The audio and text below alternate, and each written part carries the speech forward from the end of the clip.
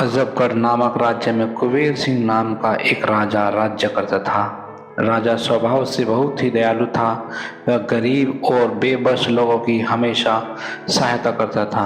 किसी गरीब पर जुल्म होते देख वह कड़ी कार्रवाई करता था। राजा के इसी स्वभाव से अजबगढ़ की प्रजा बहुत प्रसन्न रहती थी। राजा की भी एक ही इच्छा थी कि वह अपनी प्रजा को हमेशा खुश रख सके, लेकिन फिर भी राजा को हमेशा ऐसा लगता था कि उसकी प्रजा खुश नहीं है।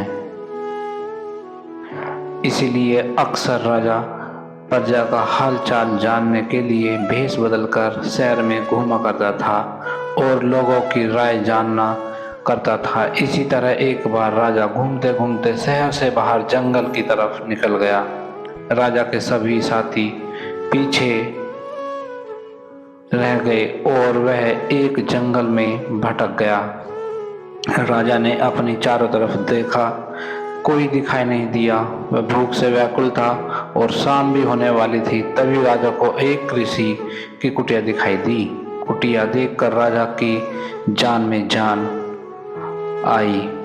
उसी समय राजा ने रात वहीं व्यतीत करने का फैसला किया। जब राजा ऋषि के आश्रम पर पहुंचा तो वहां पर एक ऋषि तपस्या में लीन थे और चारों तरफ बहुत ही सुंदर वातावरण था।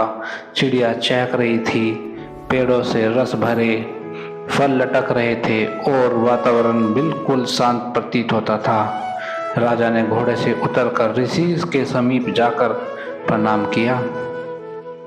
ऋषि ने वह आवाज सुनकर आंखों खोली तो एक सुंदर नौजवान युवक को सामने पाया, जिसके मुख से तेज झलक रहा था। राजा को देखकर ऋषि सब कुछ समझ गए।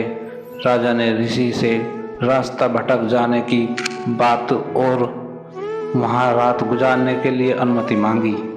ऋषि ने राजा को रुकने की अनुमति दे दी और राजा को खाने के लिए स्वादिष्ट फल दिए। जब राजा ने उस फल को खाया तो राजा को वह फल अत्यंत मीठे और स्वादिष्ट लगे। राजा ने इससे पहले इतने मीठे फल कभी नहीं खाए थे। राजा ने ऋषि से फल के इतने मीठे होने का कारण पूछा। राजा की यह बात सुनकर ऋषि ने कहा, यहाँ का राजा दयालु हो और न्यायप्रिय होगा। वह गरीब की सहायता करता होगा। वह प्रजा के दुख दूर करने वाला होगा, इसलिए यह फल इतने मीठे हैं। लेकिन राजा को इन सब बातों पर यकीन नहीं हो पा रहा था। इसीलिए राजा ने निरीक्षण करने का निर्णय लिया। सुबह होते ही राजा शहर की तरफ निकल पड़ा और राजधानी में वापस पहुंचने के बाद उसने अत्याचार करना शुरू कर दिया। उसने प्रजा पर कर बढ़ा दिए। अब राजा गरीबों को परेशान करने लगा। पूरे राज्य में हाहाकार मच गया।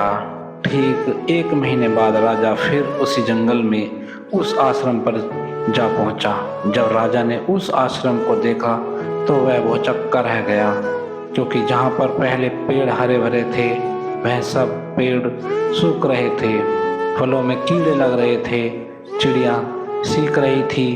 तभी घोड़े की आहट पाकर ऋषि अपनी कुटिया से बाहर आए और राजा को बिठाया। ऋषि ने राजा को ताजे फल खाने के लिए दिए। जब राजा ने फलों को खाया तो उसका पूरा मुंह कड़वाहट से भर गया। राजा ने ऋषि से फलों की कड़वाहट का कारण पूछा। राजा की बात का जवाब देते हुए ऋषि ने कहा, अब यहाँ का राजा बदल गया है, जो प्रजा को दुखी करता है और प्रजा में कड़वाहट फैलाता है। इसीलिए सभी फलों का स्वाद कड़वा हो गया है।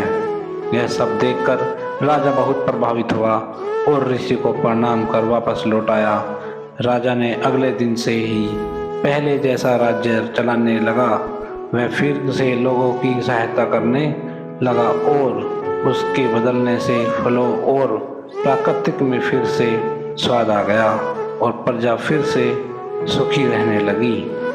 नमस्कार दोस्तों, अगर अभी तक आपने हमारा चैनल सब्सक्राइब नहीं किया है तो हमारे चैनल को सब्सक्राइब कर लीजिए ताकि आपके पास में प्यारे से प्यारी वीडियोस पहुंचते रहें और आप इसी तरह से शिक्षा सीखते रहें। दोस्तों, इस कहानी से हमें क्या भाव मिलते हैं मैं आपको बताता हूँ। हमें कभी किसी का भी दिल नहीं दुखाना चाहिए और ना ही हमें किसी को कभी किसी की ज़िंदगी में कड़वाहट नहीं घोलनी चाहिए। जैसे कि आपको इसमें बताया गया भी थी, राजा जिस तरीके से प्रजा की ज़िंदगी में कड़वाहट घोल रहा था तो उसको कड़वाहट ही जैसे फल मिल रहे थे।